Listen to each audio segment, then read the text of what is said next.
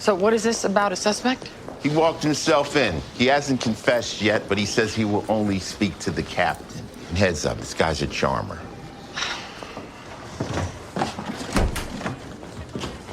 I'm guilty. Oh my God, Nick. Whose idea was this? What, are you captain now? You don't like surprises? I've never liked surprises. Hey, what brings you to New York? Work, a job I've been on the last few years. Company called Forum. I Yeah. thought you were PI. No, I told you went back to grad school. In genetics and forensic science. We test DNA samples that used to be considered too small or too degraded. Solving cold cases. That seems like a good fit for you. Which means we can work together again. Nick has an old SVU case that he wants to reopen.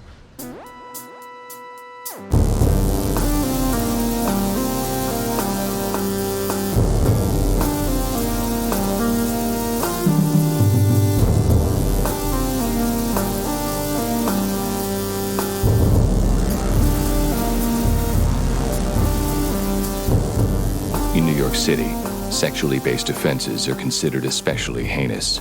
These are their stories.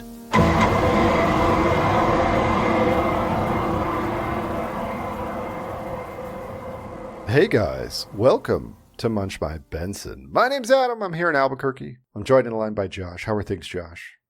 Things have been better. Things have been worse. You know, they're still in it, Josh. They're only down 2. This isn't evergreen content, so I don't need to go into it.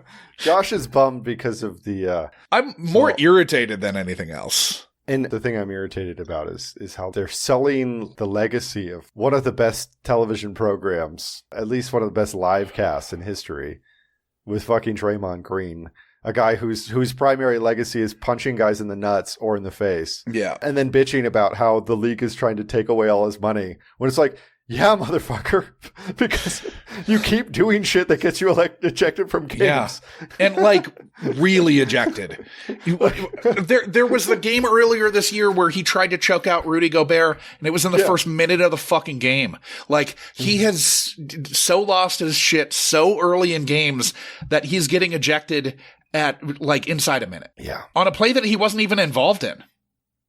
Rudy wasn't involved in it, and neither was he. Ridiculous. It was Jaden and fucking Clay. And, I know he and Rudy have some sort of beef. I don't care what it is. I don't think Rudy thinks about Draymond at all. Draymond thinks about Rudy all the time, though, because he's a petty bitch.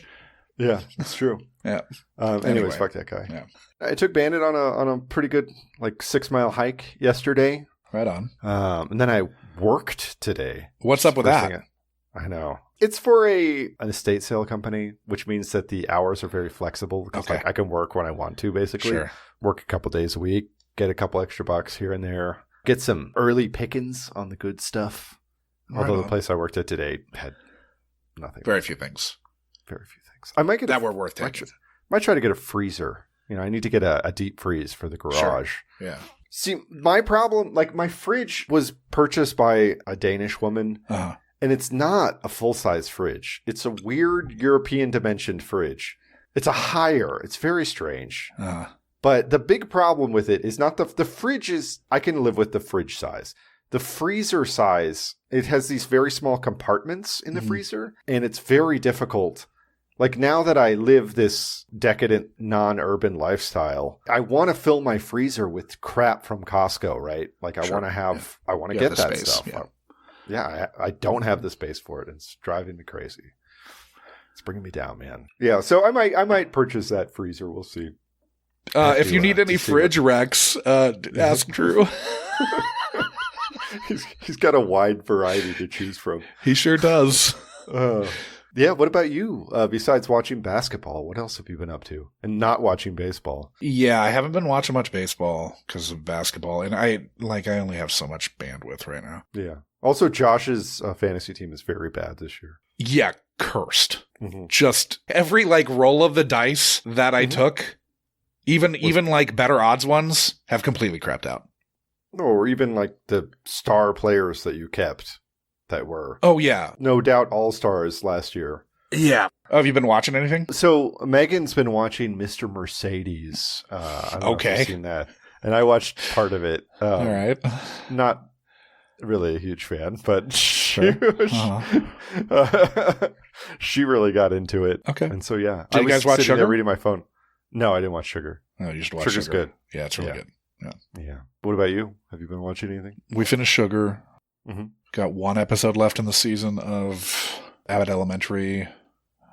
We finished the new season of Selling the OC. Very Okay. bad. Yeah. I mean, in kind of in the way you want it to be. Yeah, I mean, that's why you're watching it, right?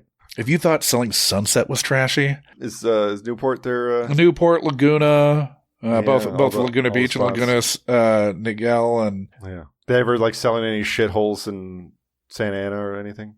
no. Yeah. Any Long Beach? No. Yeah. What are you drinking, buddy? I am drinking now half of a glass of Bullet Rye on the Rocks. Might switch to beer in a minute. Might just stick with water if I finish this, depending on how I feel. How about yourself, buddy? Nice. Old Tony's on the pier. Yep. Redondo Beach. Unofficial official bar of Munchy by Benson. Yeah. Best bar in the country. Redondo Beach is a great beach town, too. I mean, it Redondo's really awesome. I love Redondo. kind of has it all. I mean, I do wish that the arcade hadn't closed. yeah, that really had some killer vibes, that arcade. Yeah, like 1978 never ended. Yeah, well, But there was a charm to it. Like the Lost Boys, it really felt like the Lost Boys, that arcade. But like the poor man's version of the Lost Boys. Yeah, sure. The Lost Boys was updated from whatever that arcade was. Yeah, exactly. I mean, I really thought that I was going to like go in there and like start playing a machine and then find a little bit later that it had been unplugged. And Yeah, for then sure. be like, Yeah. then all of a sudden be Either 30 big or years small. old. Exactly. Whichever the opposite. Like go in one direction, but have a really cool job. That's what would happen. Yeah. All right. This week, We watched an episode. we sure did. I guess a momentous episode. Maybe. Wouldn't it be funny if we watched different episodes? I'll have a flash every once in a while, like, oh fuck, was I supposed to do the recap as we're like recording already? Yeah. Same. I was like, man, I really hope Josh didn't think that I was supposed to do the recap this week. Because I did not. Yeah, so I did. So this week we're watching season 23, episode 6. The 500th episode. Spell that out, folks. Spell it all the way. 23-6. With a full of questions Noah asking about Liv's terrible drunk mom, Liv is a little out of sorts when she gets to the precinct. Finn quickly tells her that she's got a perp turning himself in, but who will only speak to the captain. This perp? Nick fucking Amaro. And he's actually trying to dig up the evidence on an old case of Kragen's for a true crime writer who is looking into the case. This true crime writer? Burton Lowe. Who's that, you might ask? Oh, it's only the college student of Serena's who was banging Liv when she was a high schooler in their totally consensual relationship she had when she wasn't at the age of consent. The guy who was potentially wrongly convicted is Ian Ridley, who recanted at sentencing after an initial confession, so Liv agrees to pull the files and see if there's anything to test and potentially exonerate a man who may or may not have been wrongly convicted of raping and strangling his girlfriend, Haley West, on prom night. Ian initially claimed to have been knocked out while making out with Haley under the bleachers. Her body was found 2 hours later, having been dumped at Fort Tryon Park, and his confession happened while concussed. When given the chance to show contrition at his parole hearing, Ian couldn't confess to a crime he insists he did not commit and proffered a belief in two things: the truth and miracles. Warner pulls the old evidence, which miraculously hadn't been thrown out despite there having been a confession. After a gross, wistful exchange where the two former lovers, through cross-confessions, discover that Serena orchestrated the tearing apart of their legal relationship, Ian Ridley is brought to the site where his life was irrevocably ruined, and he recounts for Liv and Burton the tale in which he was bashed in the skull and Haley was dragged off screaming. Rollins thinks the newly single Burton Lowe is trying to pry his way back into Liv's unsuspecting pants, contrary to Liv's protestation that this is all about freeing an innocent man. Amaro's lab brings back DNA results from the degraded seminal fluid that are not a match for Ian, but also don't match anyone in CODIS. So they have to go through a bunch of databases to try and find familial links to the sample that's been rebuilt. The familial DNA profile comes back as a match to Haley's tennis coach / personal tutor / father figure, Mr. Murray, who was super helpful with Cragen's original investigation and gladly offered up a story that pointed the finger at Ian Ridley, who, as a kid, a grade ahead of Haley, was obviously a complete weirdo who couldn't date anyone in his own grade. And Murray made sure to send a card to Haley's mom on the anniversary of her death every year, so he couldn't have done it. Per mom. Amaro and Carisi slow roll the play with Murray at his house, insinuating that Ian Ridley is trying to appeal his conviction and that they just want DNA samples of everyone who Haley was in contact with the day of her death to eliminate them, which is right when Murray's wife wanders up and tells her husband to give the police whatever they want to help them. Murray looks at a photo of Haley at the prom and says she was so beautiful that day, which is a totally normal thing to say about a student of yours. After changing his story enough to really make it look like there's a 0% chance he didn't kill Haley, he lawyers up, and then Liv and her own perp have precoital podcasting talk followed by postcoital evidence coming back matching Murray's DNA to the sample they found on Haley. Langan asks why the DA's office hasn't vacated the conviction of the now-released Ian Ridley, with Carisi offering that they intend to once Murray's conviction is in the bag. As Burton Lowe goes off to work the press scrum in an attempt to promote his podcast, Langan warns Liv to be careful with Lowe, as he's got a bad reputation in publishing circles that his identical twin works in. And younger. Cragen tells Liv to make sure she has Haley's mom at the courtroom for Murray's hearing, fighting the admittance of the DNA evidence. Confronted with his victim's mother sitting in the courtroom, his conscience gets the best of him, and Murray confesses to killing Haley while insisting he wants to change his plea to guilty in a simple motion hearing. Just as Carisi heads off to convince his office to vacate Ian's conviction, and Burton turns to give Ian the good news, a young woman comes up to Liv and asks what she's doing working with a predator, accusing him of raping her. Liv recuses herself from his case. Andrea Malone tells of Burton putting the same grooming moves on her that he put on Liv, plying her with martinis and taking advantage of her when she passed out drunk. Liv downs her daily bottle of wine while going through her old mixtapes and finds the damning mixtape from Burton from way back in the day. 5 women respond to Andrea's social media post accusing SVU of being in cahoots with Burton Lowe, asserting that he raped them as well.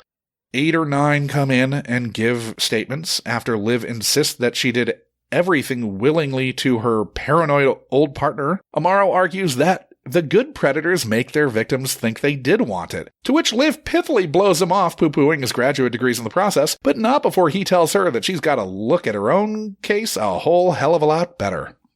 Liv then heads off to Burton's hotel room where he's spinning out at the prospect of his cancellation.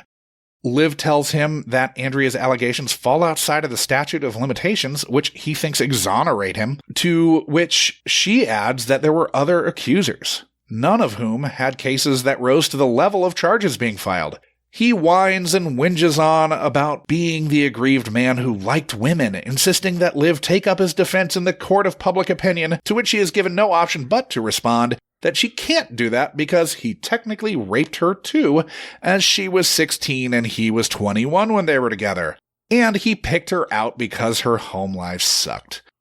He argues that Liv sure consented the other night, to which she is immediately disgusted, leaves, calls Amaro to leave an apologetic voicemail, and we get a, "Are park police going to ticket Liv for throwing that mixtape in the pond?" Dick Wolf. Dude. Dick move, Liv. Dick move, Liv. Just throw it on her fucking bus. It's fucking Manhattan. Just throw it on the street like everybody else does. Don't throw it in the pond. The pond is a treasure. Fucked up. Anyways, anybody who can keep fucking mixtapes from when they were a child in their Manhattan apartment has problems. I need to call Marie Kondo, get her over there, throw that shit in the trash. Liv. There were multiple tapes in there, one of which was, Dreams with Fleetwood Mac was one of them. But I mean, I don't know why there's just one song on there, because that is what was on the label. That seemed to be like all the mixtapes were just one song, because very strange. Weird move. Because apparently Burton only gives people the Girl Cassette from singles. Ipanema. Because singles. Because singles mixtapes. Yeah, we'll get into that in a bit. So we've already talked about Aidan Quinn, mercifully, playing Burton Lowe. Thank God. That was, he was playing Ben Nicholson in episode 194, Pandora's Box has been opened, and Kokomo has been unleashed. Discussing season 9, episode 4, Savant. Is it a problem that Aidan Quinn plays this role so well? Yes. Yes. We've already talked about Tamara Tooney, who's dropping in here to reprise her role of Emmy Melinda Warner. That was in 204. Yeah. I Can't Breathe Because of the Patchouli Stench. Discussing season 14, episode 23. Brief interlude. We talked about Peter Herman, who's playing attorney Trevor Langan and is Hargitay's real-life husband. Yeah. Trivia for life. Yep. Big time. That was 152. I Gave Your Mom a Guardian Ad Litem End Around. Mm-hmm. Season 5, episode 19, Sick. We talked about Ryan Bugle playing Noah Porter Benson in 142. I'm not going to kink shame a 12-year-old. Talking season 23, episode 11, Burning with Rage Forever. Oh, man. There's so many episode names in this one. Got some good ones. Yeah. We talked about Joe Grafasi playing Judge Hashi Horowitz here. That was in 169. Whoever put this smut on her computer entered through a cyber back door. Season 10, episode 21, Liberties. Tony Campisi, who's playing attorney Steve Roth here. He was discussed in 109, not Buffalonian, Ruffalonian. Talking season 15, episode 16, Gridiron Soldier. Bernadette Quigley is playing Joyce West here. We saw her playing Betty Jean back in season 11, episode 3, Solitary. I think she was Stephen Ray's friend from the bar. That was episode 62. He got down with an arthropod. And lastly, we've already talked about Maureen Mueller, who's playing Sissy Murray here. She played Kathleen Adler in Much of My Bets in episode 92. She kind of gets mind raped by the Hawk. Right. Discussing season 21, episode 8, We Dream of Machine Elves. She was also hilariously named Susan Janet in Gone Baby Gone. Because Tranuchin episodes don't make any sense. They don't even know how names work. Brilliant. Yeah. First up, Danny Pino. Yeah. Playing Nick Amaro. With a luxurious beard. Oh, yeah. So bearded. Mm-hmm. He was born in Miami to Cuban parents. He graduated from Miami Coral Park High School and then from Florida International University before getting an MFA from Tisch in 2000. In 2002, he appeared in Up for Grabs with Madonna in London's West End. He's been in the films Point of Origin, RX, The Lost City, Flicka, The Burning Plane with our podcast co-host on the other podcast, Sean. Yeah. Across the Hall, Across the Line, The Exodus of Charlie Wright, Fatale, and Dear Evan Hansen. This is his first time back on SVU since his initial run of 94 episodes, plus 2 Chicago PDs. He played Detective Scotty Valens in 151 episodes of Cold Case and in 1 episode of CSI New York. He's also been main cast in Brain Dead, Gone, and Mayans MC. He had recurring roles in Men, Women, and Dogs, The Shield, which had his breakout role where he's playing Armadillo Quintero, Burn Notice, Scandal, and One Day at a Time, the newer one, obviously not the one from the 70s. Weird. I can't believe he was only in 4 episodes of The Shield. I know, it's weird. Like he had a bigger arc than that. He sure did, yeah. The specter of Armadillo Quintero loomed large. He's been nominated for 4 Imagen Awards and 3 Alma Awards. He's been married to Lily Bernal since 2002. They have 2 children together. We've got Dan Florek playing Donald Cragen. Calling in from his living room. Calling in. He's the pride of Flat Rock, Michigan. He was born to Darlene and Leonard Florek, Leonard being a chiropractor. His brother Dave is also a working actor. He majored in math and physics at Eastern Michigan, but he never finished, choosing instead to move to New York to train at Juilliard to pursue acting in the theater. He traveled working in the theater during the late 70s and early 80s, eventually moving to L.A., where I believe he still lives. He's in the films The Country Girl, Sweet Liberty, Angel Heart, which Adam knows well. Yeah, I do. I do know well. Yeah. No, I know it better than I did before this year. Keep your ears peeled for what we're talking about there. 5 Corners, Sunset, Moon Over Parador, An Innocent Man, Flight of the Intruder, The Flintstones, Getting Even with Dad, Hard Rain, Beautiful Joe, Captain Blackout, Disillusioned, Crater, and Santorini Blue, which also featured Richard Belzer, Ice-T, Clark Johnson, Coco Austin, and Diane Neal, and was directed by an early season PA on SVU. It's on multiple platforms. It's not the next movie we're doing, but it's on the list. We already had that figured out, right? Yeah, we already had that figured out. We're doing Capricorn 1 next, but... Yeah, that's what I thought. Yeah. Flork plays Donald Cragen in 69 episodes of the original series. Nice. 332 episodes of SVU, and 4 episodes of Organized Crime. He's been main cast in Hardball, which we've talked about before, and The Secret Life of Desmond Pfeiffer, which was a much maligned show on the fledgling UPN network. He had recurring roles. There was multiple episodes of L.A. Law, Roseanne, From Earth to the Moon, and Smart Guy. He has been married to artist Karen Kaczynski since 1980. They live in Venice Beach, California. And then we've got Brian Kerwin playing Roger Murray. He was born in Chicago, raised in Flossmoor, Illinois. Graduated from USC's film school in 1972 and then moved to New York to pursue acting on the stage.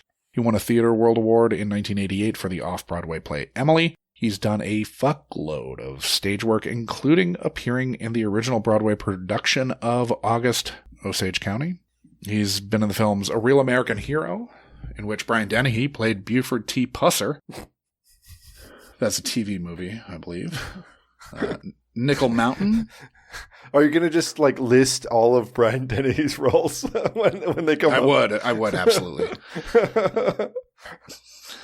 I approve. Yeah. Why don't we become a Brian Dennehy podcast? Well, the other one is now. Yeah. Cocoon, motherfuckers. Nickel Mountain, Murphy's Romance, King Kong Lives, Torch Song Trilogy, Hard Promises, Love Field, Gold Diggers, The Secret of Bear Mountain, Jack, not going to do that one for Movie Club. Nope. The Myth of Fingerprints, Mr. Jealousy, 27 Dresses, and The Help. He was main cast in The Misadventures of Sheriff Lobo, where his character went over and had a part in 2 episodes of BJ and the Bear also. So those are in the same universe for everyone who was concerned. He was also main cast in Beggars and Choosers and One Life to Live. He had recurring roles or was in multiple episodes of The Young and the Restless, The Chisholms, The Love Boat, The Blue and the Gray, Saint Elsewhere, Roseanne, Angel Falls, Frasier, Strong Medicine, The West Wing, Nip Tuck, Desperate Housewives, The Client List, The Nick, and Hindsight. He's in 1 more episode of the original series and 2 more SVUs. He was married to Jean Troy from 1990 until her passing in 2016. Next one's will be a little faster. Okay. Got Kyle Cameron playing Ian Ridley. He's Canadian-born, got his MFA in acting from Tisch. He's done a ton of regional theater work. He does voiceover work as well. He's in the film Vampire and had recurring roles in The Lottery, Murdoch Mysteries, and Alias Grace. Then we've got Katie Avalone, who's playing Stacey Sullivan. She grew up in Massachusetts, got her BA in psychology from Yale, moved to Colorado after college, where she lived and worked in theater for 15 years before returning to the East Coast. She's been in the films A Fortune in Gold, Moments from a Sidewalk, The Tender Bar, Mother/Android, About Fate, Boston Strangler, and American Fiction. I just saw that, but I don't remember her in it. Very good, by the way. American Fiction was. Yeah. She had recurring roles in Katie Ford, it's spelled Fforde, and Castle Rock. Adam, you will be glad to know that she counts hula hooping amongst her many skills. I am glad to know that. I wonder, is somebody who's skilled at hula hooping, how long, duration is not a problem, right? If you're skilled at it. It's one assumes. Incorporating other tricks into your hula hooping routine. Just like if she was good at archery, which she probably is because she probably had that sort of acting training. Mm-hmm. Or fencing, at least. Fencing, probably. Right. You think she can, I love looking at the skills on their acting resume. On their CVs. My favorite thing. Yeah. Scythian horse archery. Stuff like that. Uh-huh. Yeah. You can shoot an apple off a guy's head from 600 yards. Yeah, with a gun. Yeah. And just as well as William S. Burroughs. Too soon? Then we've got Cheryl Wills playing Reporter, She graduated from Syracuse from the S.I. Newhouse School of Public Communications. She's been at NY1 since its launch in 1992 and is the anchor of the nightly primetime news program NY1 Live at 10 and hosts In Focus with Cheryl Wills. She plays a news anchor in The Day the Ponies Came Back, Freedom Land, The Brave One, and the female remake of The Ghostbusters, along with an episode apiece of Golden Boy, The Strain, and Kaleidoscope. She's in 3 other SVUs and counting. Last up, we got Victoria Pollock, who's playing Andrea Malone, the first accuser. She was a credited writer, having a story-by/teleplay by credit and a teleplay by credit in seasons 22 and seasons 23 of SVU. She was on staff at Organized Crime as well. She started as showrunner's assistant to Warrant Light and coordinated the launch of the inaugural season of the SVU podcast, The Squad Room. She got her BA from Barnard at Columbia, where she won the Kenneth Janes Prize in Theater, and then got her MFA from the Juilliard Drama Division. She's done some activism and arts outreach with the Lincoln Center Moments, Broadway for All, Peace First Summit NYC, and START, with the S and the T being lowercase and the ART being capitalized. START Osceola. Artists striving to end poverty initiatives in South Africa, Texas, New Orleans, and New York City. She co-founded the @WGA Strike Unite account on Instagram. She's in one more SVU as an actor. Awesome. That's it. That's it? Yeah.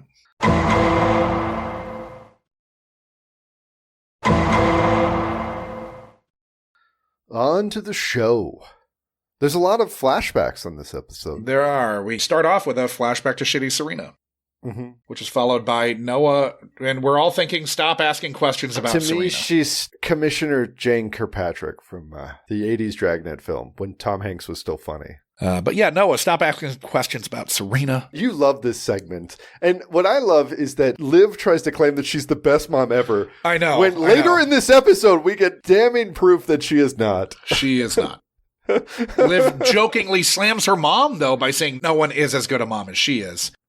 Which is, at the very least, throwing her mom under the goddamn bus. At least Serena was watching out for her fucking child in one instance. Although she did say that it was, you're never going to get away from me. Serena probably spent more than 2 or 3 hours a week with her kid, you know? Possibly. Yeah. She wasn't off getting bedded at the plaza by a fucking predator. Yep. Then we get this next section, this next scene of the cold open is really fun. The Nick reveal? Yeah, the Amaro prank, it is fun. which is very fun. I think this is our second prank episode in a row, because we had Carisi getting the surprise party, the surprise going away party for a guy who's just moving to a different office, and they'll still see it all the time. So they don't have to hire another actor to be on the show. Yeah. And so they can eventually eliminate other actors. So he's working for Forum, which apparently is spelled FORYM. They never say what it stands for, but he's been going to grad school. Now. Yeah, he's been going to grad school. He's got genetics and forensic testing training. Working on his PhD. Indeed. Biophysics. Seems like a big stretch, if we're being honest. I didn't think he had that background. They weren't like, hey, Amaro, you fucking nerd. Stop sciencing at us. Yeah. Yeah. He wasn't the guy like just talking shop with Warner, right? No. Anyway. Maybe the West Coast aimed his wild impulses. Or maybe the West Coast just has lower standards. You said it, dude. I lived there. So he's working at a place that's testing evidence that was previously thought to be too degraded for testing. Ian Ridley, convicted of raping and strangling his 15-year-old prom date Haley West, a crime to which he confessed only to recant at sentencing, is the man in question. Yeah. Then enter... First via phone and then via standing around looking like a hapless idiot in the middle of the precinct, Burton Lowe. Yeah. And we get a we're old friends with a dumb fucking music swell that really feels like it's out of fucking Scandal and made me want to fucking vomit to indicate to the audience that there's something between these two fuckos. And we very quickly find out that that something is really fucking gross. Yeah, if you remember those deep conversations that Liv had with Elliot and Novak her mom back in season 1, the Novak. Also, the Novak scene. We haven't done the Novak one, but we have the Wanderlust episode. Yeah. Mm-hmm. And if you remember those episodes, yep. Over 400 episodes later, that information will come back and you'll go, oh, that's who she was talking about with Elliot when they were walking. To be exact, 495 and 498 episodes later. Yeah. A lot later. But yeah, that's who she's talking about. Yep. This is the guy she was in love with back when things were different. And in the episode with Elliot, Burton Lowe was not 21. He was much older, I thought. He was older. He was like 28 or something. It was different back then. We were in love. Yeah. Liv, what do you do for a living? Yeah, what is your fucking job? What's your job been for more than 20 years? What the fuck? How many people have you put behind bars for statutory rape? Being him. Just like you, I know you have that spreadsheet. Like look up that line on the spreadsheet. Yeah. Show us the stats, Liv. Okay, so we get the flashback with Casey that shows that Liv was 16 and dating 21-year-old Burton Lowe, which was a fill-in, which was, that was just because retconned. Whatever. That was retconned, yeah. Yeah. That 5-year gap coupled with the fact that she wasn't the age of consent means that he was guilty of a Class E felony as their relationship wasn't exempted by Romeo and Juliet laws in the state of New York, and she was under the age of consent, which to the best of my disturbing research that I did today and yesterday was never 16, I believe. Hopefully you're doing it through a VPN, right? Post 1920. I was making sure to search New York specifically. Okay. So, but yeah, post 1920, as far as I can tell, it was never under the age of 16. Or it was never 16. It was always 17 or 18. Nice. There was a big... 1920? You don't want to know. The numbers in the 1880s were bad, man. I think it was 10. I'm not exaggerating. Yikes. I think it was 10. Oh my God. Yikes. Well, New York, up until 2017 or 18, still allowed for child marriage with parental consent. You could, at 14 or older, like until... arranged marriages or just to older people? Like you could marry a 14-year-old to a 30-year-old. To older people. It's pretty gross. Until 2017. Cuomo. The shittier later Cuomo signed that into law in either 2017 or 18. It took effect in 2018, I believe. But yeah, very fucked up. Now you have to be 18 to get married. Speaking of sexual abusers, you know. Yeah. All right. So Ridley claims that his confession happened while he was concussed, which is bad news. I feel like there's a lot of podcast nods in this episode because this isn't exactly like Serial, but it has notes of the Serial case. Yeah, there are echoes of him and Lee and Anand Syed, for sure. In this case, I think there was pretty irrefutable evidence that Ian did not do it since he was fucking knocked out. Yeah, we'll get there. So DNA evidence miraculously had not been tossed in a case with a confession. Mm-hmm. And we get Warner. Thank God. Thank the gods. Do you think she said, I need to be saying seminal fluids in this? Oh, yeah. Yeah, she definitely got to set. She's like, I'm not even saying seminal fluids. Like, what the fuck, man? Why am I here? Yeah. You could have gotten Emmy Rogers out for this one. Who gets name dropped here. Then we find out in this like back and forth with Amaro and Warner that he's working with a company that's utilizing new tech, which is doing mixture deconvolution and kinsnip, KINSNP analysis. I did not. I was going to, and then I didn't care because this episode's stupid. Uh-huh. But yeah, they rebuild the genetic profile even with degraded samples. Normally, I would look into that, but I had some other shit that I had to do today. Important stuff. Yeah. I'll just assume that kinsnip analysis is the thing. So we find out Amaro's working towards a PhD in biophysics. Yeah. Serena was going to have Burton Lowe expelled if he contacted Liv and told Liv that Burton had a real girlfriend at college. Again, when we were originally introduced to the idea of Burton Lowe, he was a grad student, or I think he was her TA. I think he was her grad assistant TA, Serena's. When they discussed it back in... And Liv was 16. I believe that was originally how it was presented, and that he was markedly older. He was mid to late 20s. Yeah. Yeah. I buy it. Yeah, I buy it because he sells the performance. Right after they confess to one another, like, "Oh, I never wanted to leave you. I never wanted to leave you. I can't wait to go hump after this guy stops crying about how his girlfriend died." I know. We have to hang out here in the fucking suburbs when all I want to do is bone you in my expensive podcast money Why do hotel. all of these people have to be here? We could hump under the bleachers. Yeah. Do you know how much money my podcast pulls in? We don't hear who his sponsor is. Yeah, what his network is. Is he on Wondery? Fucking dick.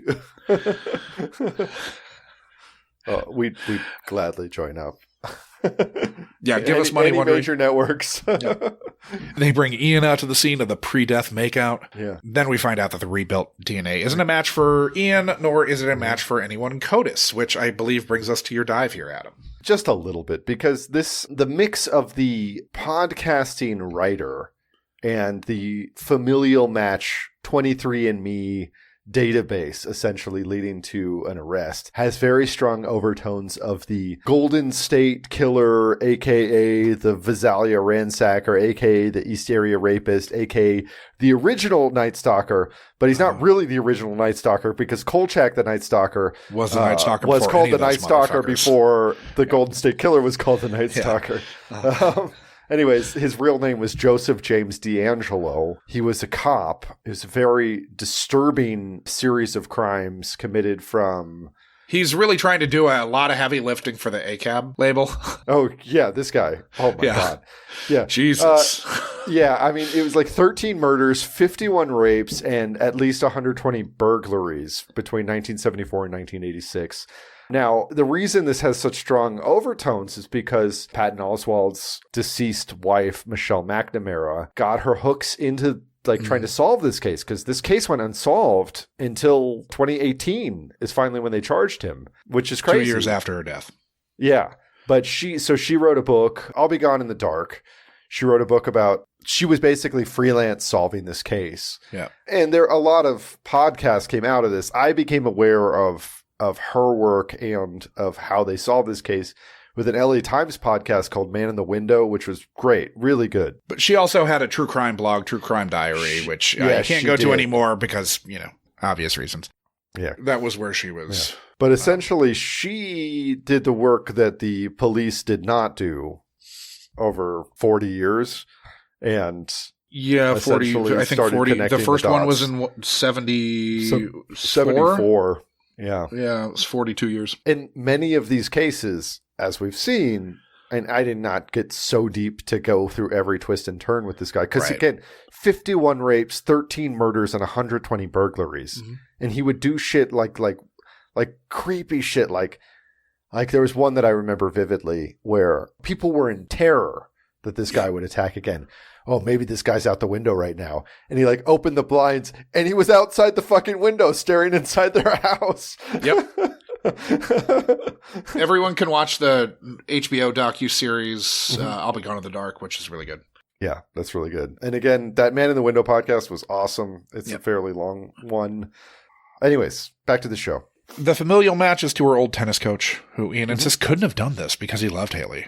He loved her. He was like a father to Haley. Bro, warning sign. Yeah. Warning sign. Red fucking flag here. You're in prison right now for this fucking... When somebody says to Olivia Benson, he was like a father to her. Liv, how was your dad? What was your dad? Well, yeah, what was your dad? That should be... Big red also, flag. how many times has there been a very bad dad who was a raper, Happens a lot on this show.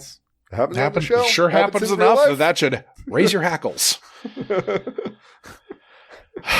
Cragen tells them that way back when Murray had claimed he saw Haley and Ian get in a fight, and that Haley confided to him that Ian creeped her out because he couldn't get anyone to date him in his own grade.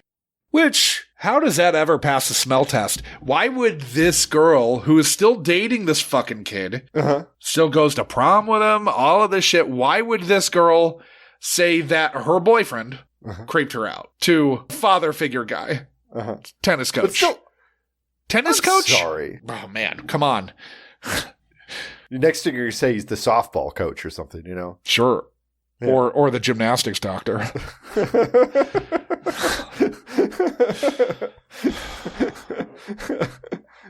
How many 15-year-old girls did he help with their swings? He's the girls' pool team coach. Billiards. They only play snooker at that high school, though, Josh. Yeah, sure. Sorry. Elevated. They're purists. So I did like Carisi and Amaro playing Murray like they just want his DNA to exclude him. It was good. It was a good scene. It's fun. There are 2 deleted scenes that are pretty fun, too. I didn't watch them this time, but I've seen them before. Again, I feel like Danny Pino was done dirty by SVU. Absolutely. I think he's a 100%. really good actor, and you give him good lines to read, and you make him not a complete fucking asshole, and he's going to be going to charm your pants off. Yeah. In a good way, not a Burton Lowe way. Then we get Murray doing the standard perp pawing at a photo in interrogation and then saying she was so beautiful that day. It's like, dude, telling a lot about yourself here. That's pretty gross. Yep. She was beautiful the day you killed her. Murdered her, yeah. Mm-hmm. So Murray starts telling about how he stopped Ian from moving on Haley. Yeah. He stopped that good. Then he said, get me my digitalis. I was going to look up what that is. I'm assuming it's heart medication or something. You don't watch enough Murder, She Wrote. Digitalis is heart medicine, but it's also often used as a poison in Okay. old-timey murder mysteries. Fun. They love killing people with digitalis. Okay. I definitely do not watch enough Murder, She Wrote because I don't do you watch any Murder, She Wrote. Hercule Poirot? No. Why would I do that either? Fuck that 'cause noise. Yeah, that Poirot series with, what's his name? I forget the actor who played him. But the more recent one, very good. So Liv says that all of this, this life is a lot, but I spend time with my son. Do you? I mean, because it seems like Fuck you off. just drop your fucking kid at the first opportunity to get dicked down by a guy that raped you when you were a 16-year-old. A scuzzball. A complete creep. And everyone's creepdar is fucking going off. Everyone in this episode. The only people on, except for Liv and Amaro's, to be fair, Amaro's creepdar is not going off, as it maybe should be. It is. It is after he shows up, but Amaro brings him back. Once Amaro sees him fold. deal with a woman, being Liv. Yeah, that's true. It's pretty soon thereafter, and he's the one to call her out the most. That's true, and she has to apologize to him. But only not to him. That scene would have worked a fucking lot better if she actually fucking said if it. She actually talked to him, yeah, instead of leaving a voicemail. Nobody listens to voicemails, Liv. Yeah, he's not going to hear that for fucking 6 months. Then he's going to be like, oh shit, I guess I have a voicemail. Why does that notification not go away on my phone? Well, I mean, I know multiple people who you look at their phone and they have like 300. So she says she takes music and walks also. And I think the only walks we ever see her take are to Times Square to get the news. I'm trying to think. There was that time she was going to go walk to see the plein air painters, but it didn't happen. That didn't happen. No, Josh, she walks with Noah to make sure he doesn't get hit by cabs. She does a very bad job of it. He almost gets hit by cabs all the time. Almost every. I was shocked he didn't almost get hit by a cab in this episode. Yeah. If they cross the street, watch out. He's going to get me Joe Blacked. Oh, God. Then they kiss, and it's very gross. Shivers down my spine. Not something I want to see. I got nauseous. This motherfucker perped on her. Not something I want to see. In front of all the tourists, too. There's so many tourists at that corner right there. Horrifying. Is that the... That's the southeast corner of the park. It's 59th and 5th Avenue. It's actually called Grand Army Plaza, but most people don't refer to it as that because there's another Grand Army Plaza in Brooklyn that's slightly grander, even though that does have a good statue. Most people think of it as, that's the place where you can see the plaza in the background and get a fucking horse and carriage ride around the park. Where are we? Oh, yeah, they're making out in front of the plaza. Gross. And then we get more gross. Does Liv just, again... Most nannies, they have their own life too. So it's not so much that you have to relieve them, right? Because they have their own kids or their own responsibilities and stuff because they're normal people. Yeah. So if you're Liv, Do you have a day nanny and a night nanny? How can she manage her schedule and just abandon the child whenever she sees fit? Yeah. We also had that flashback to season 1 scene where she is okaying her own statutory rape. Yeah. And then smash cut to her naked in his bed. Yeah. But if you're old enough to be in a cage wearing a dog collar, you're probably old enough to take care of yourself, right? Does she need a nanny at this point? Probably not. Yeah. Murray's DNA is a match. Mm-hmm. And then we cut to Carisi Langan and Ian Ridley with Liv in the room. What the fuck is Burton Lowe doing in that room? Yeah, it doesn't seem like really he has He has seat at the zero table. business being in there.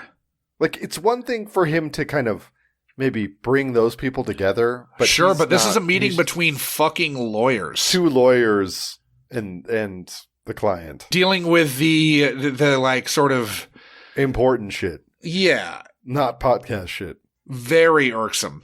This is the first moment where I'm like, okay, if Liv hadn't already fucked things up, she's definitely fucked things up by letting this fucking idiot be in the room at this point. There's no way in hell that a professional fucking police captain would ever let this fucking writer / podcaster be in a fucking room. But the police captain might. But neither of the 2 attorneys would let him be in the room. 'Cause Sure. they want to have a conversation about their fucking client with some like expectation of confidentiality, not having a fucking podcaster in the room. It's just baffling.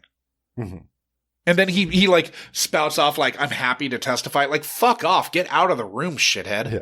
Nobody likes you except for Liv. Except for Liv. And so he gets to keep being in scenes. Yeah. Then they're out front and Langan's like, watch out for this creep. Mm-hmm. Says he's got a reputation per Langan's friends in publishing who totally are not his other character in Younger, who is running a publishing company. we then get the completely... But seriously, like trivia, I don't understand why that's not a thing. Just have it be a thing. Just go because there. like just go there. Just why not? go there. Why not go there? She's like, I know the perfect lawyer to represent him because he's the love of your life. Well, other than Cabot. Other than Cabot. But she fucked off to the Congo, man. She came made back. her choice. She comes back from the Congo. She was different. She was different when she came back. It wasn't She the was, same. but she did come back, and that should. The When she came candles back, never burned. that's That's when quite the same luster. that's when everything should have restarted.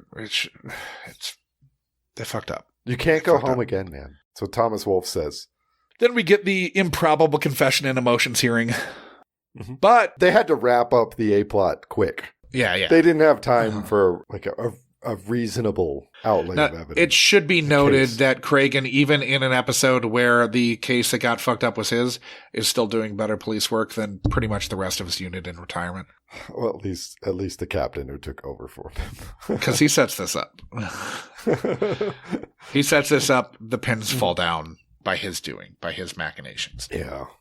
I feel like Finn's doing good work, but in the later In part. the background, we don't get to Yeah. see most of it. Oh. Then, what are you doing working with a predator? Yeah, it's good. It's a really good Turn? yeah, it's a really good turn. Really good. Stop the presses. My question is, how the fuck did Damn. Burton clock her at the press scrum? Because she was there. Very obviously. Like, you could obviously see her when he goes to, like, do his thing. Oh, yeah. I only watched this once and I still clocked her. I'm sorry, but that press scrum Hilarious. That it would not be there. It would not be where it is. I don't care, like, if it's Norman Mailer in, like, 1968, right after, like, Armies of the Night comes out or something. There's not a press scrum like that for a fucking writer, you know? It's not like I think, okay, so. there's not like 10 reporters waiting to interview you. You have, like, maybe, like, have, like, a press conference, something like that. Right. There would be press on the courthouse steps, but not where it is. Yeah. And there would be a moment at the courthouse steps where this thing could happen. And especially given the fact that this is another wrongly convicted man freed, thanks to, because it's basically, like if you look at the Adnan pressers, Yeah. once he's actually released, there are reporters there, but it's on, you know where it is. Those are on the steps of the courthouse. Yeah. But also it would be like you talk to this reporter over here and then you talk to the you like go down the line, right? You wouldn't have they'd want to like each get their like moment it with depends. you. But I think that if you're Burton, whatever his last This name podcast isn't dropping yet either. There's no. this is a pre-podcast. Yeah. The other bigger pre-podcast issue is that press this club. is not a podcast. This is actively dropping. This isn't like serial. Okay. If you're paying Oklahoma, attention, or what Sarah is it? Koenig probably did more harm than good, but whatever. Well, I mean, they well-intentioned. Yeah. if you've listened to any of the other Adnan Syed podcasts, especially with Rabi Chowdhury, Yeah. Sarah Koenig did a huge disservice to Adnan multiple times. Really.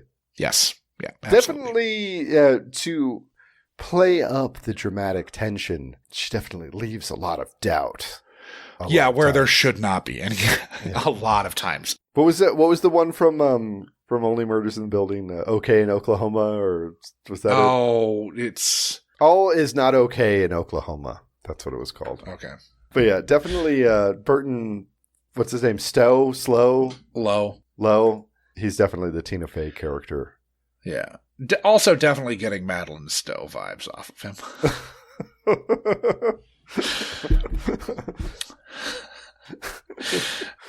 Once a raper, always a raper, despite his protestations and hopeful requests that Liv will. I mean, of course, quash from this season accusation. fucking 1, we knew he guy was a raper. rapist.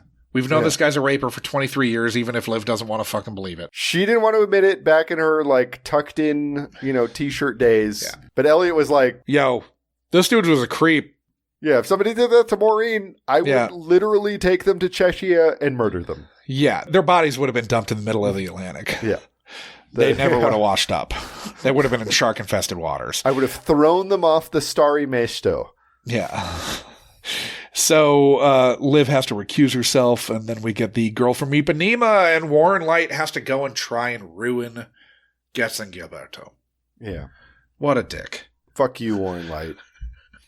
It's a beautiful song. I know, it's such a good song. Also very funny to me that Liv thought he was so sophisticated for putting the girl from Ipanema on a mixtape. Like, I've known that song since I was like 8. I mean, it was like a joke, right? It's in like the Blues Brothers as elevator music. Uh-huh. I mean, it's Yeah, I mean, it wasn't the Getz and Gilberto. It wasn't with vocals.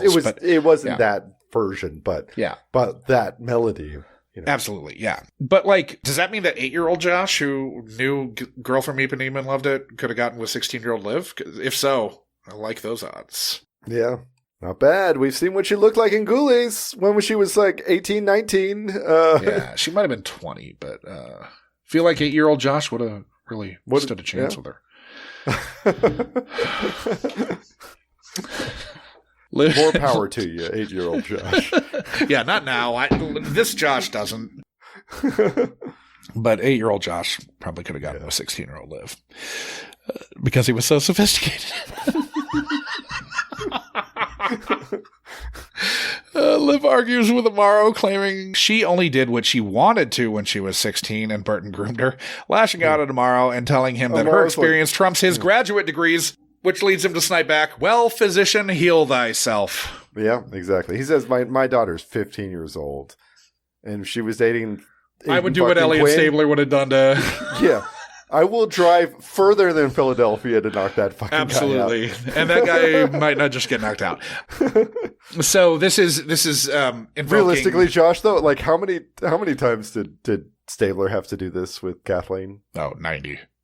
This is like every other day. This is like every day Stabler had off between... At least once a week. At least one time a week.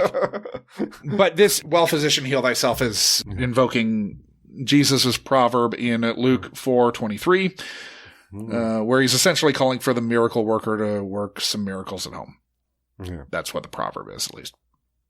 I don't need to get into it more than that. Oh, you don't? No. How the fuck does she even go over to his hotel room after this? She still goes to his hotel room. She can't do good things. It's season 23, Josh. Jesus Christ. What good does she do in season 23? I don't know, man. It's rough. So she goes over there. He plays a self-pitying groomer raper and wants Liv to come to his defense publicly. She's like, bro, you statutorily raped me. Honestly, Aiden Quinn, very convincing as the self-pitying groomer raper. Yes. Very convincing. Yeah, very convincing. Alarmingly so.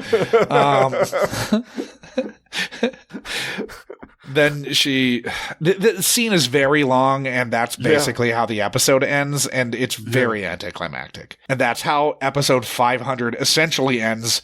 We have the little button where she calls Amaro, doesn't get him on the line. We don't hear Amaro. We don't cut to Amaro picking up the phone. Nothing. Just apology voicemail to Amaro. Thrown in the trash like he was at the end of season 16. I think what happened was, for episode 500, they got an extra 3 or 4 minutes because this episode was 45 or 46 minutes long or something. So it's way longer because it's, supersized for fucking 500. Mm-hmm. So they got extra minutes, but I think it was late in the game, and they're like, okay, let's just pick up a fucking shot of you throwing the tape in the lake and whatever.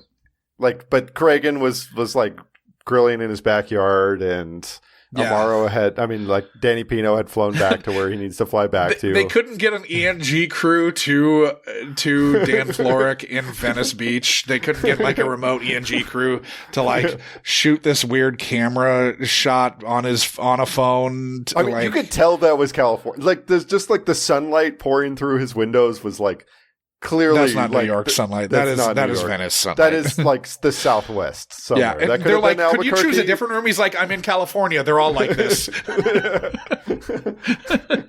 They're our viewers have never seen the sun.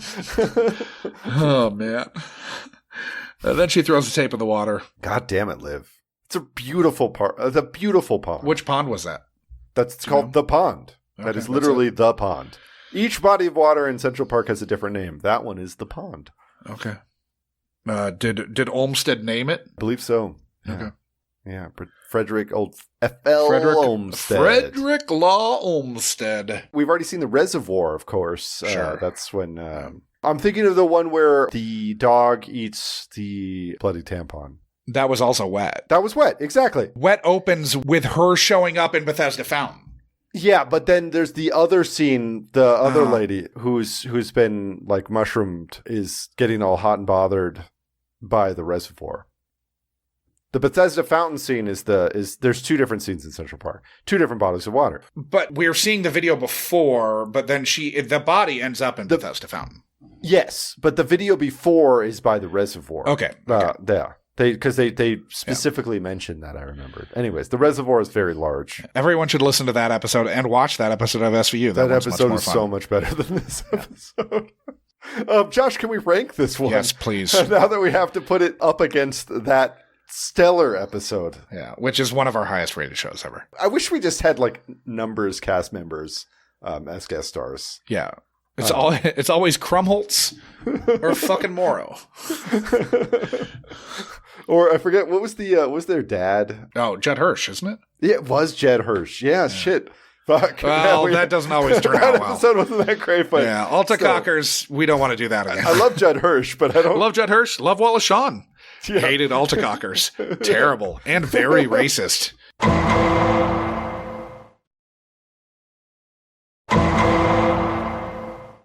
So, obviously, guys, we rank these episodes each and every week. We rank on the overall quality of the episode, the quality of the guests, how problematic the episode was, and the depth and breadth of lives ruined. So, the A-plot, it's kind of interesting for a minute. The first two-thirds of it is kind of okay. When in the sense that it's an A plot that you kind of that you can enjoy watching because it's I don't know, ultimately doing something kind of good, which is trying to free a wrongly convicted person. Yeah, which is nice. It's not a standard SVU plot. It's not executed exceptionally well, but that element of the story isn't so dumb that you are wanting to pull out hair at the roots or anything. Yeah, no, and the way they bring back Warner and and Cragen, and especially Amaro, is fun. The episode 500 fan service is and Trevor nice. Lanigan gets introduced in a fun way. All the people we like get introduced in fun ways. Yeah. No Stabler. Don't know about that. I feel like they should have tried to... We know that Stephanie March lives in Manhattan. You don't think they could have gotten Stephanie March for this? I don't know if she still does. Didn't she move to Chicago or something? Weird. She lives with her rich husband now. I thought her rich husband was a finance guy on Wall Street. I think he's out of Chicago now. I could be wrong, though. Yeah. I don't remember. Anyways. I just feel like you could have gotten one more, right? Yeah. I'm looking her up. I mean, they put fucking flashbacks to other people, but yeah. So there's some fun fan service, and that kind of works well. Which it had to happen in this episode. Like, if it didn't, it'd be fucked up. Because not a whole lot of shows get to 500 episodes. 500, do any, like, virtually none do. Yeah, other than soaps. Then soaps are like those weird Canadian or British. It's like, what's that one show that has like 10,000 episodes? There's that one British show that ran for decades. Yeah, it's Coronation Street. But that's basically a soap, right? Is my understanding. Yeah, it's their equivalent of that. Yeah. Or like The Simpsons, which, again, like, Simpsons even worse than SVU. Really, why did they not end it? It hasn't been good in 20 years and it's still on. They live in Gatonia, New York. Okay. Marge and her husband, Dan Benton. Yeah. Could have gotten her. I mean, whatever. They probably asked. I mean, they should have given us the sex scene we all wanted. We want Liv to wake up in Cabot's bed and not in Burton Lowe's. We sure do. I don't need like a totally insane sex scene, but let's not have her wake up naked. You know, it could be like, like the scene in Black Swan. You know, it can like be implied more than explicit. Yeah. I'm fine with that. Anyway. Okay, so what quality is what? Like a Okay, so the last act and a half are so bad. The problem is that once you realize how quickly that court case wraps up, you're like, oh God, what's happening? And now? In the most ridiculous way ever, where like no one really did anything other than listen to Cragen and got the mom of the victim in. Yeah, and he just sees the mom, and when he sees her in person, he can't lie to her anymore. Even though he was able to lie to her for 20 years. For 20 years, yeah. 25 years. A little ridiculous. That they had to wrap that up quick, because... They had to wrap it up quick, but it is preposterous. Because the show is not about victims, Josh. It's about Liv. This is, a 3 quality-wise? You could have talked me into a 4, but I think... Don't worry, I wasn't going to. All right, so guess... We got Warner, we got Warner, St. Seminole Fluids, we love that. Cragen doesn't do a ton, but... Cragen doesn't do a ton, but it's fun to see him. I think Amaro's actually quite good in this, and he actually has a couple good scenes. We get a glimpse of what Amaro could have been if they didn't fuck him over. Over Pino so hard. God, they made him such a dick. And then, of course, you have to get rid of him because nobody likes that guy. Yeah. Because, like, because Warren Light made him unwatchable. Uh-huh. What's his thing? Oh, he's angry. That's his thing. And Catholic, because we need another one of them. We need to replace the angry Catholic with another angry Catholic. Seasons. Yeah, Pino's great. Yeah. Cragen and Warner both get to do their thing a little bit. Mm-hmm. Langen's fun, too. Langen gets to do more than just lawyering. Yeah, he gets to, like, kind of turn on the charm a little bit. Yeah. I understand it. I get it. Can't say I loved Aidan Quinn. But here's the problem. He does own this part. Like, there are certain things that I don't know that he owns, but I didn't love him. I actually thought Ian Ridley was pretty good. What's his face?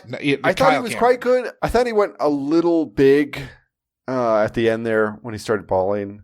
But I thought up until the crying, I thought he was quite good. No, the crying's the crying's in the first scene he's in. Well, yeah, I know, but like in that scene, I think is really powerful. But I think he turns it up to 11 a little bit. I don't know that it's like I'm okay with it in that scenario. I don't think that it played inauthentically. Well, yeah, I mean, it is like he's back at this thing that he's back at the moment where his life ended. Yeah, exactly. 25 years ago. But he's been living with the shell of his life for longer than he lived with his actual life. Oh, yeah. So I get that. No, I thought he was quite good. I thought he was actually pretty impressive for a guy with not that many credits. And Victoria Pollock was fine too. Andrea Malone. Now, Aidan Quinn, really buy him as the skeezy. I buy him as that, but how much of that is just because I don't think either one of us particularly likes Aidan Quinn? I think he's coasting off of us not liking him. The thing I don't buy, just like Liv getting swept off her feet by this guy immediately. Not at all. Because, like, okay, Tucker. This goes back to quality, though, honestly. But, like, okay, so, like, we think about these people that Liv has dated. Or problematic, but in the anti-fun, like, the thing that's problematic is actually even worse. So they mention Tucker, right, without mentioning him by name, because they talk about a romantic trip to Paris. Yeah. Like, Tucker is like the most like dedicated guy to his job, but also like loves to drink, which are the two things that basically define Olivia Benson. Absolutely. But like, this guy does not like fit. He's not that type, right? Like, I just don't quite buy it. Nor do they have the like scintillating chemistry that Benbot had before she fucked off to the Congo. Not even remotely. Yeah. I'm inclined to say a 6, even though I liked a lot of what was going on with the guest stars. I did not like Aidan Quinn. I actually kind of thought he was, I thought he was mostly bad. The only scene with Aidan Quinn that worked for me was the final scene.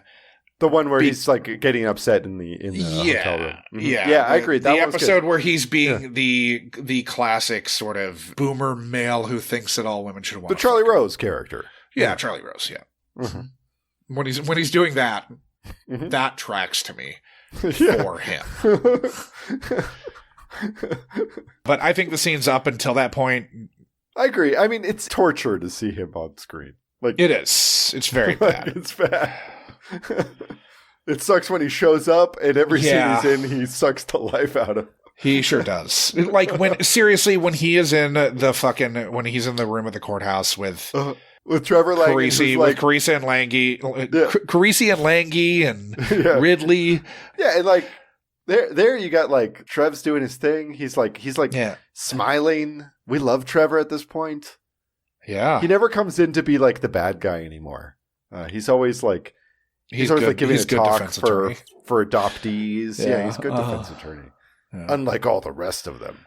Unlike the rest of them. The rest of them are scum. I'm fine with the 6. 6 seems about right. Like, I think Nick's great. Yeah. But we get a lot more Aidan Quinn. It made us wish that we got more, but we also should have gotten another fucking scene with him. We should have gotten the scene at the button with him taking the phone call. If the scene at the end had Nick in it, it could have almost redeemed this episode. Almost, yeah.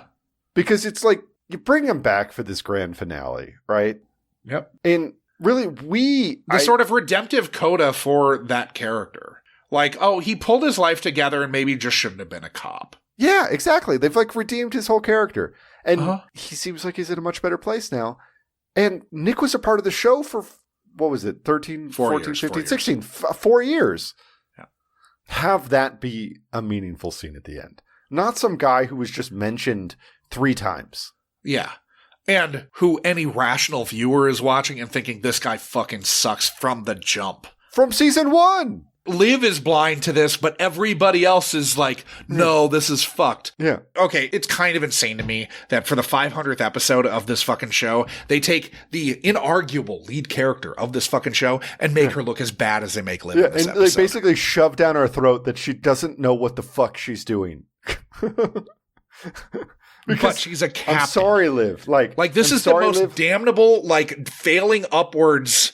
You can look at it like, when I was 16, I thought it was a good idea. But now, it is utterly unacceptable. What happened? I did tons of stupid shit at 16. Exactly. I'll say it's stupid. Just fucking own that it's stupid. Everyone should learn from their fucking mistakes. You don't, like, 100%. Sit there dying on this fucking hill saying that this is okay. It wasn't okay, and you should never have thought it was okay. She's been in counseling for how fucking long? Exactly. You are lucky that it wasn't anything else, right? Which it easily could have been. Yeah. And it clearly was for other people that dated that fucking guy. Yeah. Or didn't date him. Whatever. Others that were assaulted by this guy. Yeah, exactly. That were around that fucking guy. Anyways, so is this episode problematic? Honestly, I think we need to knock quality down another point. I think it needs to go down to a 2. I'm fine with that. I'm getting more pissed and more incensed about like what this episode means in the larger scope of the show. In like what it means for the character of Olivia Benson, the inarguable lead for the vast majority of the show's run. There was 12 seasons where it's a 2-hander. Mm-hmm. From the end of season 12 on, it's a Liv show with a supporting cast. There's no reach around on this episode. No. It's just baffling that this is how you go with episode 500. I get making it personal. I get like bringing the case back to a place that's like personal to the character, but like to do this, to have Liv like get back into bed with this fucker. And I know that people like backslide and like whatever, but like Liv, especially Saint Olivia, which is routinely the way that fucking Warren Light years go. To do that is insane. I'm sorry. But yeah, I'm fine with it too, because you at least have an afternoon of Dan Florrick's time. You have a day of Tamara Tooney, and you have, I don't know, it seems like two or three days probably of Amaro. I mean, he's on location. And I really feel like that is the resource that you should have been plumbing. Like that's the depth you should have been doing as much with those characters as you possibly could. And that's what you misspent. Because you brought fucking Aidan Quinn back into our lives, who had already been on the fucking show. And sucked in that episode too. Yes. Okay, what are we on? Problematic. Definitely problematic. Yeah, but it's problematic in the fucking way that's like... I mean, he's kind of problematic that Liv doesn't even need to call anybody to abandon Noah. Like, it's just somebody who assumes that she's just assumed that once she's done drinking at the bar down the street, she'll come in and fucking maybe tuck Noah in. He'll already be in bed, but she'll like sit on his bed and wake him up probably. Yeah. Like, wake him up at 10, like read him a fucking story and be like, go back to bed, shitbird. She thinks parenthood is walking him to school in the morning. That's the only thing. That's the only thing. That's the only thing we're left to believe that she could possibly think that parenthood is. It's the only time we see her with Noah is either that or eating breakfast, but literally every other minute. But oftentimes he's eating breakfast with a different character, because I think we've seen him eat breakfast with Rollins before. We have blueberry pancakes, I believe. Yeah. Mm-hmm. Yeah. Anyway, so that's problematic. Not in a fun way. It's, no, not it's also problematic that Liv, like, she keeps fucking mixtapes from high school. Bizarre. I don't have a single cassette. Like, I don't care how much money she makes as a New York City I might have the NYPD captain still. I mean, I have some, but I had a storage unit that I was paying for because I knew that our time in New York was limited, right? Yeah. I knew that if we were going to stay there, I was going to have to make some calls because I wasn't paying $120 a month to fucking leave stuff in a box in Houston. Okay, so we bring Warner back to talk about seminal fluid. That's fun. Nick's beard. I don't know if that's problematic, but I like it. But it's fun. Yeah. Ruining Girl from Ipanema. Yeah. Trying to, at least. At least they didn't have the rights to the Gets Gilberto one. Or to the previous João Gilberto one. 3? I'm trying to think if there's anything else. We see Liv in bed. Post-coital Liv. Yeah. Not one that we want to see, but still something. Interestingly, I feel like we've seen post-coital Amaro a lot of times. Yeah. Not seen. I'm a little bummed out that we didn't get to see him smell that she'd have sex. Smell that she'd had it. Well, he kind of did though, Josh, because he kind of knew. Sure, he sussed it out, but we didn't see his olfactory at work. But everybody knew. Trevor Langan knew. Yeah, it's disappointing. It's just disappointing. Yeah, I don't know. What are we saying? 3 on this one? 3? 3. Yeah. I mean, there's nothing like that fun. No. Like, the crime is not, like, God, I miss Neal Baer. Like, Warren Light has to make the crime so sordid and kind of realistic, or at least, like, melodramatic. Yeah. Neal Baer would at least have somebody lying behind a dumpster with panties around their ankles. Warren Light does that way more often than you think. I'm dead serious. Really? The fucking the Jersey girl? Yeah. Warren Light. That's Warren Light. I swear that's Warren Light. All the Jersey creeps. The one where they're bringing out the trash. It's a different one, but they're bringing out the trash. I think it's the same episode where Rollins clotheslines somebody. That's a Warren Light one. No, clearly if Rollins is in it, yeah. Anyways, doesn't matter. Depth and breadth of lives ruined, Josh. Let's talk about this. So, Ian has been in prison for 25 years. This is where it has to weigh pretty heavily because he's also not getting... I don't think there's an avenue toward him getting like significant recompense for his years spent wrongfully convicted. Sometimes they fucking charge you for that shit. Yeah. I mean, he's out at the end of this one, but I don't think that... So that probably turns it from something worse into something slightly better. So what I would say is that what doesn't is that we also meet Haley's mom and we go to Haley's bedroom and we hear kind of, to her, what does it Her fucking whole matter? life basically ended. Then. Yeah, what does it fucking matter? What'd you do in this? It's not going to bring her back. It's not going to bring my husband back. And if anything, at the end of this episode, she probably feels even worse because an innocent person sat there in fucking prison for murdering her and daughter. She felt while she had she's taking fucking cards from this fucko. Yeah, 100%. So that's pretty brutal. And then we've got Burton's 9 victims. Is it 9 or is it 10? Oh, counting Liv 10. Yeah. Yeah. None of them are seeing justice at all. No. But at least his podcast is probably getting shelved. So maybe that's good. I don't think they care that much about that. That's good for all of us. It's good for society. It's good for America. Society writ large is better off for not having this podcast. But okay, what about this? Because I feel like they're kind of throwing Patton Oswalt's deceased wife under the bus. Yeah. Because, let's see how hard we can fuck over Michelle McNamara. They're equating her to fucking Aidan Quinn in this episode. It's not cool, man. Yeah. I don't know. It's kind of high. It's kind of high. It's kind of high because is this an 8? That's what I was thinking because I feel like if the A plot took up more of the episode, it could get higher than that. Sure. Because between the mom and Ian, we really got people whose lives have been wrecked for 25 years. Yeah. Just fully fucking toilet. And there's really, for either one of them, there's probably no coming back from this. Exactly. Even Ian you're just kind of fucked forever at this point. Yeah. Maybe he can do something positive with the time he has left. There's still good you can do with your life, but you don't really have your life anymore. No. Not in the way you should have.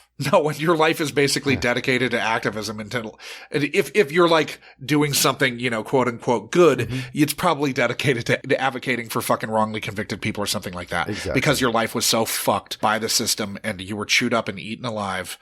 And you made it through to the other side, but it's not like you're getting to live like a normal life, like a normal person who didn't fucking do anything wrong in the first place. Exactly.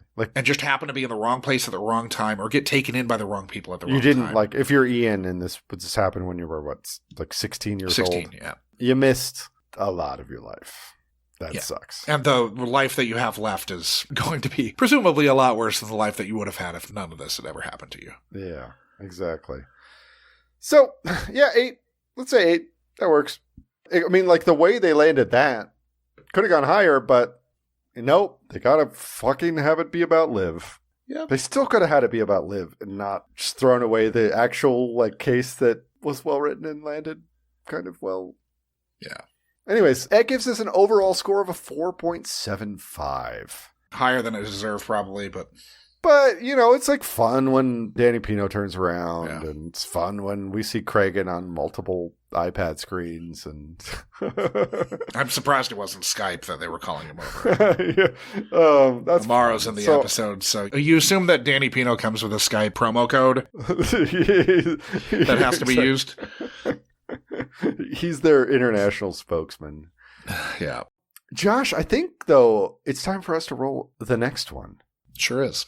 Heading over to episode.lol, which was built for this podcast by friend of the pod, Flet, who also co-created Cinequote.net, your daily movie quote trivia game. I've got pretty sizable streak going right now. I'm pretty sure I'm at 192 in a row, That's pretty good. A lot of correct answers in a row. So, tape is spinning. Bill and Ted fucking hate this part. Yeah. Oh, I hate that part. Season 12, Episode 1, Locum. Benson and Stabler are called to investigate when a little girl goes missing. They soon find out that the mother had another daughter who disappeared some years earlier, and she becomes the focus of the investigation. This one has Joan Cusack. Yeah. Henry Ian Cusick. Bailey Madison. Who else? Talking about Ansel Adams, New Mexico. Those are the main ones who pop out to me. All right. Well, season 12, you know what that means. Feast or famine with season 12. It's either nuts or awesome. Yeah. Or nuts or really bad. It can be... It's either terrible or amazing. at least so far. But it'll be nice to get out of the Graziano light years for a minute, Yeah. I realize that now, like actually looking at the balance of the show, Warren Light's done a lot of seasons of the show. Still, Neal Baer did a lot of seasons of the show. And occasionally the randomizer should give us these episodes more than like once every 5. Warren Light's done 8 years. Neal Baer And did it feels 12, like we only get 11. Graziano and light years. And we never get Neal Baer. Where are the Rick-eyed years? Come on. The Rick-eyed year. Yeah, so Locum. No BD Wong, no Tamara Tooney. That's okay. We'll survive. Yeah. But we do get Munch. Get some Munch, So- get some Stabler, get some Toots, get some Yeah. Griggs. Well, it'll be fun. I can't wait. I'm looking forward to it. But guys, if you're sick of listening to ads, which we've been talking about this for far too long, much longer than we should have. Way longer, yeah. Thankfully, a lot of it is about baseball, so we can cut that. Cut that. Mm-hmm. But if you're sick of listening to ads, you should join our ad-free tier on Patreon. Patreon.com/MunchMyBenson, where you can get the entire back catalog ad-free. So, yeah, you don't have to hear about, local plumbers. You don't have to hear ads in languages you don't speak. All sorts of things are nice. Now, if you want to pony up $2 extra, you get these episodes uncut a week early. So if you do want to hear Josh's thoughts on the Wolves' disappointing Game 2 performance in the NBA Western Conference Finals, that's what you want to sign It's up really for. both of the Western Conference Finals games. They've both been pretty bad. Yeah, but we specifically talked about Game 2. Because that ended minutes before we recorded. Exactly. I was waiting till the game ended before I told you. Oh, I know. I was ready. I was certain you were doing that. I was trying to be respectful. Anyways, that stuff can be fun. And a lot of that will get cut for this one. I bet Josh he might cut an hour out of this one. Yeah. It's possible. It's possible. There's some fat to trim. Yep. Sure is. Fat to trim. Now, if you want to discuss this or any other episode, I'd recommend going to our Discord channel. You can find the links to that in the show notes or at our website, which is munchmybenson.com. You can also find the links to our Zazzle merch page. Get some fun stuff there. You can find our social media accounts. Those exist. They are usually at munchmybenson. Sometimes there's a dot and a B-Sky or whatever, however you're supposed to pronounce that. .bsky.social. Yeah. Yeah, I think that's about it. Making sure to check out the sister podcast. On Kind Rewind. What movie drop this is going to drop by the time this one comes out? We have to look into the future a week. The full Beastmaster cycle will have dropped. The full Beastmaster cycle. That sounds like such a beautiful thing. Yeah, and then I think we'll be starting on Hiding Out after that. Okay, nice. Yeah. Nice. So we still have I think the last 2 episodes of the season are going to be with Adam. Ooh, nice. One featuring Adam very heavily because it'll be a movie from Adam's youth, which we did mention earlier tonight for the spoilers for the listener who is astute really listener. Yeah. Very funny movie to have seen Starring at the age that you saw it at. Yeah. Co-starring a certain bald man. Yes, co-starring a big bald boss. Yeah, exactly. But yeah, super fun. Season 1 fully in the can. All of season 1's recorded. We're recording. Nice. We're already on season 2. Nice. But the other one that I was on, if it's the one that I think it is, was a ton of fun. Yeah, a ton of fun, and it would be of interest has some to a lot of our crossover listeners. appeal for our listeners. Yeah. Uh-huh. Yeah. So that pair of episodes is also very fun. That's about a month away from when this drops. So Nice. Yep. Well, guys, subscribe, review. Give both Do that to all of them. podcasts 5-star reviews. We prefer those if you enjoy them. Obviously, far prefer that to not 5-star reviews. But yeah, those do help new listeners find us. Apparently, Yeah, and tell people about the podcast that you think would like it. Either one. Grab them on the street. Tell them. Tell your postman. Mm-hmm. I need you to listen to this podcast, or you cannot continue to deliver my mail. My postman, he's a great mail carrier, but I've never not seen him not be on the phone. That's awesome. He's probably listening to podcasts and talking back at them. Yeah, that's what it is. All right. Thanks, everybody.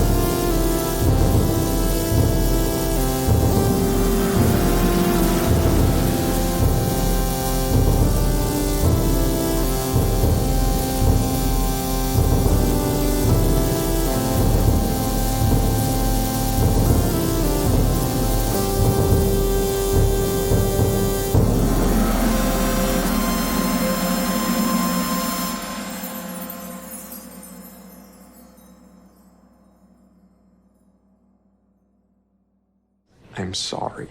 I walked him back into your life. Please, I'm a big girl, Nick. It's still, I mean, how old were you then? 16? He was 21. My daughter's 15. And it was a different time then. We were in love. Anything that we did, I wanted to do. It was my choice. Well, that's the thing about predators, Liv. The good ones, the smart ones, they make their victims believe that. Nick, thank you. And I appreciate that you have graduate degrees. But I've also been here for a very long time, so I don't need your expertise, but thank you so much. Well, physician, heal thyself. I think we're done now.